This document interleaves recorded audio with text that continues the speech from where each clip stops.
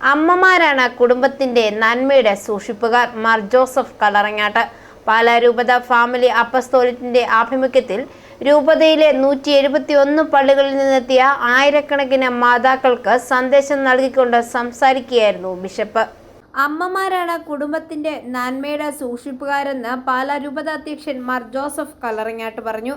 പാലാ രൂപത ഫാമിലി അപ്പസ്തോലിക്കിന്റെ ആഭിമുഖ്യത്തിൽ രൂപതയിലെ 171 പള്ളികളിൽ നിന്നെത്തിയ ആയിരക്കണക്കിന് മാതാപിതാക്കൾക്ക് സന്ദേശം നൽകിക്കൊണ്ട് സംസാരിക്കുകയായിരുന്നു ബിഷപ്പ്.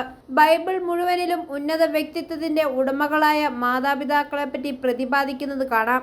എബ്രഹാമിന്റെ ഭാര്യ സാറയും റബേക്കയും റാഹേലും യൂദിത്തും, പുതിയ നിയമത്തിൽ കന്യാമറിയവും എലിസബത്തും ക്നാനാൻകാരിയും സമറയായ സ്ത്രീയും, ഇങ്ങനെ വലിയ ഒരു നിര അമ്മമാരാണ് ബൈബിളിലുള്ളത്.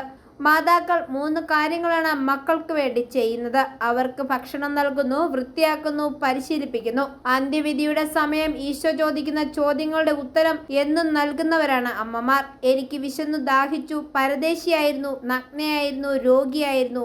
അമ്മമാർ എന്നും ഭക്ഷണം തരുന്നു, ദാഹം ശമിപ്പിക്കുന്നു, സ്വന്തമായി സ്വീകരിക്കുന്നു, ശുശ്രൂഷിക്കുന്നു. പാലാ രൂപതയിൽ ഇത്രയധികം സമർപ്പിതരും വൈദികരും പ്രേക്ഷിതരും ഉള്ളതിന്റെ കാരണം നമ്മുടെ അമ്മമാരുടെ സുഹൃത ജീവിതമാണെന്നും ബിഷപ്പ് പറഞ്ഞു. തുടർന്ന് രൂപത ഡയറക്ടർ ഫാദർ ജോസഫ് നരിത്തൂക്കിൽ വിശുദ്ധ കുർബാന അർപ്പിച്ചു. രൂപതയുടെ സ്ഥാപനത്തിന്റെ 75 വർഷങ്ങളെ സൂചിപ്പിക്കുവാൻ 75 അമ്മമാർ അൽഫോൻസാമയുടെ യൂണിഫോമിലാണ് എത്തിയത്. വിശുദ്ധ കുർബാനയ്ക്ക് ശേഷം ജപമാല റാലിയായി മാതാക്കൾ വലിയ പള്ളിയിലേക്ക് നീങ്ങി. സമാപന പ്രാർത്ഥനയ്ക്കും ഉച്ചഭക്ഷണത്തിനും ശേഷം യോഗം അവസാനിച്ചു.